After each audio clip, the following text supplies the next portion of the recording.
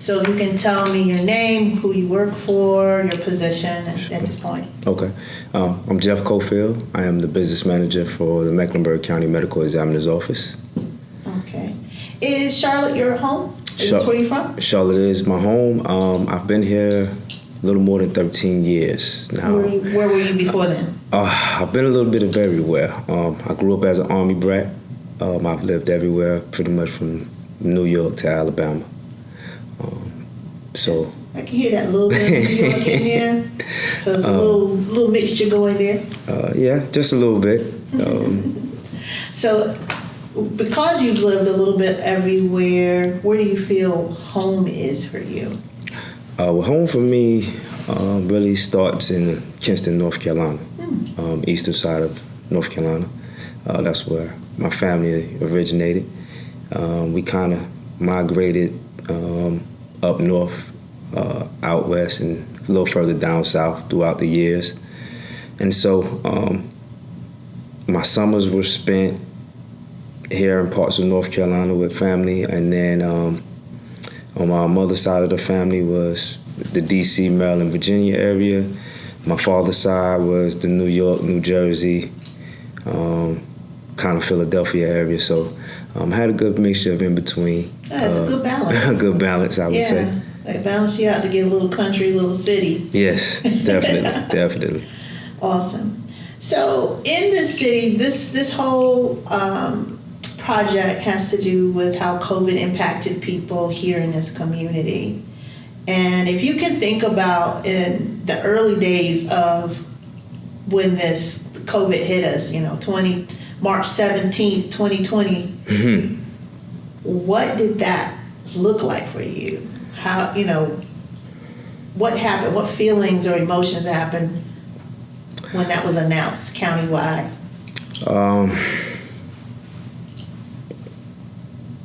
I guess it was really more so of, I wouldn't say a feeling of loss or despair, but it's just a lot of ambiguity, not knowing what was next. When we really got the whole layout of the land at that point in time, no one really knew what to expect. And so me, at that point, I had already kind of started teleworking a little bit. And so there were days, I might telework from home leading up to that, but then when we really got the notice that, hey, everything's kind of shut down, those staff that can telework will be teleworking pretty much on a permanent basis until further notice, then that's when it really kind of hit like, oh, wow, we're in a state of pandemic. And so, you really didn't know what to do at that point, Now, you said you worked from home. Did you do, were you strictly working? Did you stop working, or did you have some time off? No, there was no time off. Okay. It went, strictly working. For the first part, there was some hybrid work where I was going to the office maybe once or twice a week. But then that kind of slowly weaned down to where it was maybe once or twice a month. And then it was, not at all for almost a whole year. It was just strictly teleworking. And that in itself was quite a bit different, considering, my position as a business manager. I'm not as fully involved in all of what the business is of the department. As the medical examiner's office, we do autopsies, and I don't cut on bodies. But you have that knowledge, you know awareness of what happened. Yes, I definitely have to have an awareness of what's happening, what's going on, what the needs are, the staff of our doctors, our autopsy technicians, and our investigators who go to those death scenes and accept those cases into our office for the doctors to then decide on what type of autopsy needs to be done. And so, while working at home, that made interaction a little hard. Everything's being done by phone versus being in the morning meetings and, discussing about the cases that have come in over the night or through the course of the day, and just interacting with staff in general. At that point in time, I had about 15 out of 22 people reporting directly up to me. And so that was challenging, having only one investigator who at that point in time was the investigation supervisor or the lead investigator, and him having 10 to 11 people reporting to him directly. I had 2 administrative staff persons that were reporting to me, and a maintenance and morgue technician who pretty much ran the back of the house, what we call where our coolers are, and doing the body receipts and releases. That made it very challenging to really engage with them to figure out what was going on, what the needs were. Because for me, most of my work is really dealing with, budgetary issues, HR matters, and so forth. Yeah, so because communication was going to be a problem, as you mentioned, people keeping their distance from each other or staff shortages or whatever, how did you, what kind of changes did you have to make so that you guys could communicate and pick up some of that slack and those issues that were happening? A lot of the engagement we tried to maintain some communication through, at that point in time, Skype, Zoom, and then they came out with the Microsoft for Teams product. Just actually picking up the phone and calling people. And then, of course, emails. That kind of kept some of the lines of communication open. But, we still face challenges with communication because there's nothing like the physical element in itself and being in front of somebody. And so things oftentimes got left out or fell through the cracks or just didn't get said at all. I can see that. When you were talking about that communication and how that could have caused some delay and that really clarity sometimes that you need to have in front of someone versus always an email or whatever. How do you think that impacted this lack of communication with people like your relationship, family, and friends? Did that impact you personally during this time as well? Oh, yeah, definitely. I have 3 daughters, and so that definitely played a part in our relationship to some degree, not being able to physically see them. Just only having to communicate either, directly with them or through their mothers. That made it a little challenging because, again, like we said, we were in a state of influx and nobody knew what was going on. My oldest 2 daughters, they stay in a different state. My youngest daughter is here in North Carolina. And even still, that was challenging in itself, not being able to having that frequency in terms of seeing them on a regular basis and being able to talk with them. It made it a little harder to bear the brunt of what was going on with the pandemic. Same thing, with my parents. My parents, they stay in South Carolina, Columbia. And so, not traveling as much to go check in on them and talk with them. It did make for us to have to use the phone a whole lot more. But then there's only just so much you can say over the phone. Right. And so, again, it goes back to that physical element. Not having that, not being able to really, touch and feel your loved ones, it put a strain on relationships. Mm-hmm. So how do you think it shaped you to improve communication with people? Because like as you said, that physically being there, being able to talk and touch, you really couldn't do it. So how did you shape conversations virtually and over the phone? Did any of those things change, and how did it change for you? Well, yeah, we did a little more FaceTiming and Google Duo and really just touching base to see how we were feeling about everything that was going on. Having those intimate, in-depth conversations, just doing some mental checking in with each other. I'll be honest, during the pandemic, I myself did go through a little mental break, I would say. With the killing of George Floyd, it really did play a part on my mental aspect. I've had some issues with law enforcement in the past, where it triggered some memories of things that I've been through with law enforcement. And in that regard, I really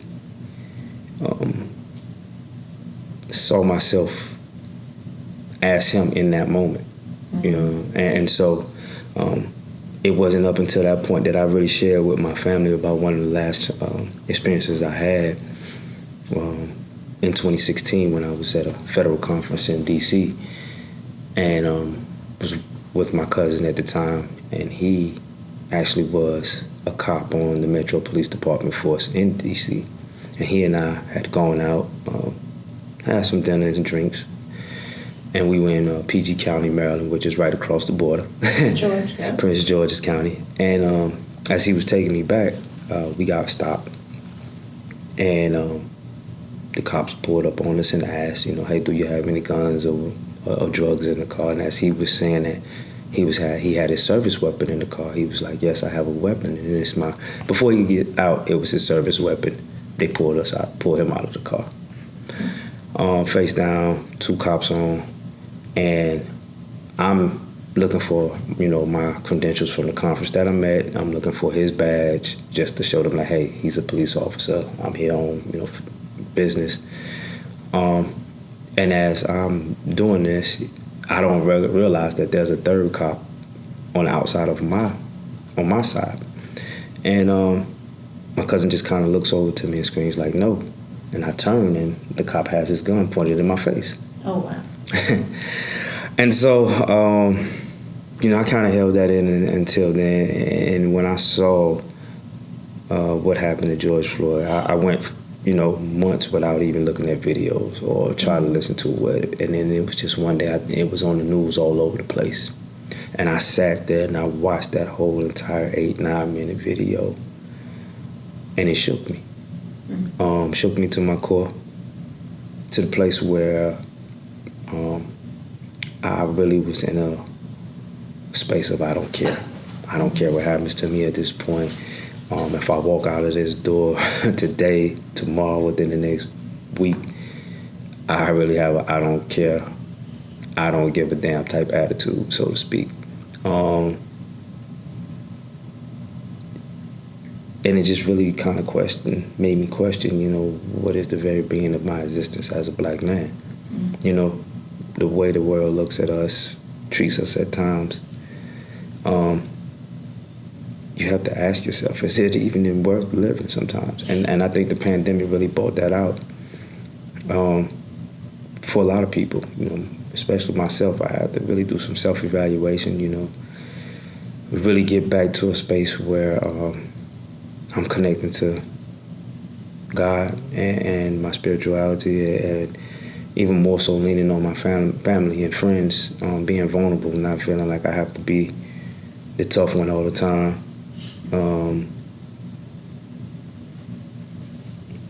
But being vulnerable enough to be strong, in a sense, or being strong enough to be vulnerable, if that makes sense. It does. So that's what, for me, it really brought those things out, recognizing that, I have a higher purpose here in this world. And that, as a man, as a father, it's my duty to go out and make sure that I put out into the world what I want to get back, and that's just positive energy, ensuring that my family is always in a great space, safe and sound, being someone that my kids and my nieces and brothers and friends all alike can all look up to and be proud of. And then just knowing that I'm not alone in this as well. Those are good things. And I thank you for sharing and being vulnerable, because as you mentioned, that is one of those strong pieces that people don't realize, to let down your defense mechanism to be vulnerable and to share. So I really do thank you for that. The pandemic did kind of make us have to do a lot of reflections, because it limited other distractions in our lives that we had ourselves to sit there. If you lived alone or you were by yourself, you had to now. What other things were you going to do? You're going to think about life, like, as you mentioned, your existence. What do we do? What are our purpose? Because we saw death and things happening, sicknesses and illnesses happening and changes in people's lives during that whole time. What is something that happened during that pandemic or during this pandemic that really has stuck with you? Something you did or something you thought about that has helped change everything. You mentioned the George Floyd incident, and that was something else that happened during that the time of the pandemic. What other things really stood out to you that you said, this has changed me for the rest of my life? Again, I'll go back to the communication and connection. Just really taking advantage of each and every moment. What I've learned is, of course, naturally, things can change in the blink of an eye, and nobody's guaranteed tomorrow. And so, if you have a chance to speak to someone or see them and make amends for anything, whether it's, indiscretions in the past, those that may have happened presently, just ensuring that you say what you feel, that you tell the people that you care about, that you love them, how you feel about them. And then again, that you go out each and every day with the intent of being a good person and doing good. One of the things that my family started during the pandemic was like a prayer line. And it helped us throughout the pandemic. It got us to a space where we really started to connect with each other in a way that we really haven't in the past. We've always kind of been a close-knit type family, even though, we're all spread out across the country. But one thing about us is that we always found a way to come together. And so in that regard, the pandemic really put a strain on us being able to interact with each other. And that's from the physical sense. And then, as people were going through their own things, there was a lot more disconnection because we weren't letting each other in. And so, one way or another, I don't know what happened, how we really started it. But I'm glad that it did. We started the prayer line and we sent the number out to a lot of different family members. And from there, we had family members, friends of the family, just other people were joining in from time to time. Because, you couldn't go to church. It was, and so, you didn't have that. But it was a way for us to connect, to know that, people are praying for each other. Yeah, that is a good thing. And staying in contact with each other as well, because we also utilize that as a time to kind of laugh and joke and giggle with each other and, really take our mind and focus off what was going on around us. Control a stronger relationship. Yeah. Did you experience any loss during the pandemic? Did you have family members or friends or something? I had a couple different family members to pass. Had a few friends and classmates to pass as well. And one of the things that also, kind of gave us that momentum to start that prayer line too was that one of my aunts in D.C., we found out in the midst of us doing that prayer line that she had been in the hospital for about 3 months during the pandemic. And she was actually in a coma. She had been in a coma from June until September. And she actually came out of her coma on September 11th. So if you know what that is, that's 911. And in the spiritual realm, we're saying that, that's calling on God, And so we have been praying throughout, that time, for, a speedy recovery and her being blessed back to health. And right now she's home. Unfortunately, we did find out during that time as well that she had stage 4 cancer. But, in the midst of all that, she's still here with us. And so, that's the good thing. That's the blessing in it all. That's amazing. That's amazing. Again, that's where that connection to the family start coming stronger and being stronger at that time too. Were there any, in your job, was there an increase of calls or increase in your amount of work during the pandemic, and how did that impact the workload? Yes. We had a significant increase in cases, I would say. As a medical examiner's office, there are certain cases that fall under our jurisdiction and other cases that don't. So any cases that are of any unnatural origin, suspicious, homicide, accidental trauma or motor vehicle trauma, those things, they qualify under medical examiner jurisdiction. Even if a person may seemingly die of natural causes, but they have no type of medical history, those cases fall under our jurisdiction as well. And so those cases are being autopsied, overdoses. All of those come to our office most of the time. And so throughout the pandemic, we saw a huge increase in overdose cases.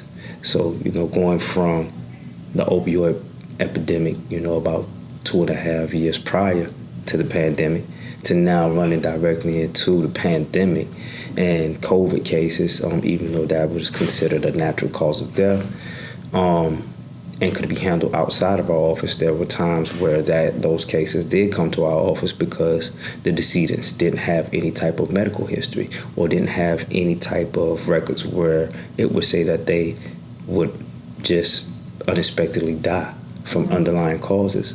And some of that was COVID related. So my office also at the time was handling 5 other counties outside of Mecklenburg County. We are also a regional autopsy center. So at that time, we were handling Cabarrus County, Cleveland County, Mecklenburg, Union, Anson, and Gaston. Wow. And so, we were also doing a study by our business process management department about the capacity in which we could handle our workload. And we did find out that we were, somewhat significantly understaffed to manage the caseload that we had coming in with the staff that we have on hand. And so it got to be a bit of a challenge for us. We also had to realize at that point in time, we only had 2 body coolers at our office that could house roughly about 70 bodies. And based on... two? Yeah, between the 2. And based on the size of just Mecklenburg alone, and in the area in which we cover, we needed to be able to house, more than 100. So we also put in our budget process proposals over the next few years about having a cooler expansion project, which that got finished in fiscal year 21. And so we have a 3rd body cooler on hand now. But during the pandemic, we were to the point where we had to start sending those cases that were coming in from the various counties that we were overseeing. We had to start, once we did the autopsy examinations, we would have to send those back to their respective counties for them to be housed, because we didn't really have a whole lot of space. Okay. So, we had, 2 coolers that could handle up to about 70 bodies, and we had about 10 different tables. And so we put those bodies on tables. We had almost every slot in our racking system filled, and then even at one point we had to get a reefer truck, a refrigerated truck, to start housing some of the bodies as well. Wow. Because it just got to be too much. Were there any safety measures or protocols that you had to change or to implement because of COVID in the department? We did do some, of course, safety protocols with sanitation being more sanitary, ensuring all staff, even walking throughout the office, were wearing masks. If, you felt ill, or even if you just had a runny nose and the sniffles, we're like, hey, take precautions, stay at home. We had the policy of, the county instituted where, hey, if you're not vaccinated, then you have to submit to weekly COVID testing to ensure that you weren't COVID positive. Again, with the teleworking policy, it allowed us to telework, so we have 3 shifts of investigators that man our office, and because we're a 24/7 facility. Mm-hmm. And so each shift of investigators is a 3-person team. And so we started allowing investigation staff to telework as well. So we got everybody laptops. We had IT implement soft phones so that they could answer phones from the laptop at home. Because our office is 24/7, so we have to also have access to cameras to ensure, we're letting in authorized personnel. So they had the cameras implemented on their laptops. But we kind of cut down the amount of foot traffic in the office to help kind of curtail the spread of COVID. Because, if we don't have any staff, then we can't do the work. Right. And if we can't do the work, then the community at large is at a greater risk. And so we had to make sure of that. We had a few different people throughout the office come down with COVID from time to time. And so, we managed to that, where there were shortages, we either offered overtime or had, other staff to step in and step up, take on some extra responsibilities. And so, it put a strain on us overall. With the increase in cases, we also recognize, that we're, aside from the overdoses and somewhat seemingly natural causes of death, we also had increases in homicides, increases in suicides, and I think the strain of the pandemic had a direct impact on all of that. So I was going to ask you, do you think with this rise during that time, was it because of the pandemic, do you think? I think increased all those different? I would say there was some underlying causes. I think a lot of things people don't realize, the mental aspect, the mental toll it took on people. People dealing with various different addictions at that time, and now they're in an isolated space, so they really don't have that outlet. And so what do you turn to? You turn to the thing that you like the most, or the most, or that can help ease the pain or distract you from the things that are going on around you. And so you had that built up frustration of not being able to move as you normally do, and live your life as you would normally. Now all of that is bogging you down on top of all of the other things that are going on. If you were out of a job and now you don't really have that income, so how are you paying your bills and taking care of your family? All these things played a part into what was going on. And so it led to some untimely demises, whether it was by homicide or suicide or overdose. Yeah. Though the pandemic really took its toll on people overall. How, with the amount of stress and challenges that the workers had at the medical examiner's office, how did you balance that mental health? How did you guys there? What things did you have to do, or what did you do personally to keep that balance? Because that is a lot. Overworked, stress. As a person, as someone who's working, what did you have to do to keep your own mental health? As again, I said, I have my own challenges, and I wasn't the best at handling them. But I found a way to channel that. I started doing some, like I said, some meditating, doing a lot more reading, getting closer to God, doing some working out and running, and lifting weights to get off that stress. I even had got me a punching bag to kind of work off some of that steam. As far as, the office is concerned, we didn't really talk about a whole lot, which is unfortunate because, in our job already, we have a lot to deal with. And I think we've conditioned ourselves to really compartmentalize a lot of what we take in on a daily basis. But you can only compartmentalize so much. Yeah. You can only, do that for so long before it starts spilling over. And then it sometimes, it spills over to a way you lash out on the people that you're working most closely with, or even those that are at home. And so we tried to have some conversations, but we just weren't in this place or space to where we could have those open and honest conversations about what we were dealing with individually, or how it was impacting us as a department as a whole. So that's something that we know even at this point we're still working on, building that trust and rapport with each other to be more open and honest, and really talk about the matters that matter to us most, and how they may or may not be affecting us. Okay. Thank you for that.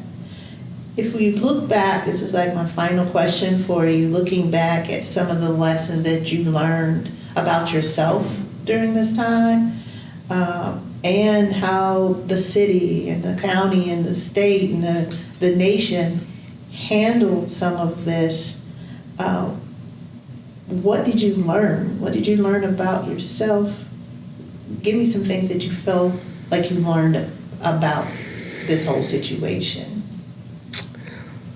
And this experience, I guess the experience of this. What I did learn is that there are more people who care that don't.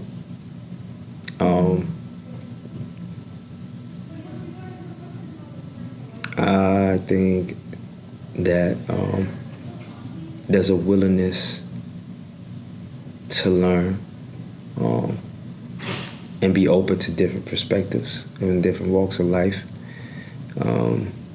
And there have been some things that are, being done throughout the country to help push different initiatives, even though there are things that are being done to try to suppress those initiatives and stop the movements. But I think the biggest thing is that, we all learn that we are people and going through the same things, maybe just in different aspects. But there was, I think, a humanitarian reckoning, so to speak, and adjusting to, what was going on and how it was going on, and the impacts of how it affected not just one specific group of people, but everyone. And then, acknowledging that, there are disparities in how, those effects were being handled. For myself, again, knowing and understanding that there's something greater in me, and that I have so much more to do, even though I've done a lot in these 43 years of living here on this earth. I am, bigger than just my title. I am more than just, an employee of Mecklenburg County, or a father, or a son, a brother, a friend, a man, a black man. I'm all of those things. And so acknowledging and knowing that, making sure that, like I said, put my best foot forward each and every day, control what I can control. If the pandemic didn't teach us anything, it did teach us that, to control what you can control, and the rest will take care of itself. We were all in the state of not having control of something during that time, and still are working through that, even up to this point. But if anything, it's being able to, control your thoughts and what you're thinking about, and allowing yourself to just kind of be freely, loving each and every moment of the day that you're in, and just being present in the present. Excellent. Jeff, thank you so much for being so authentic and open and real with your interview. We appreciate you just sharing your story. Thank you. And thank you so much.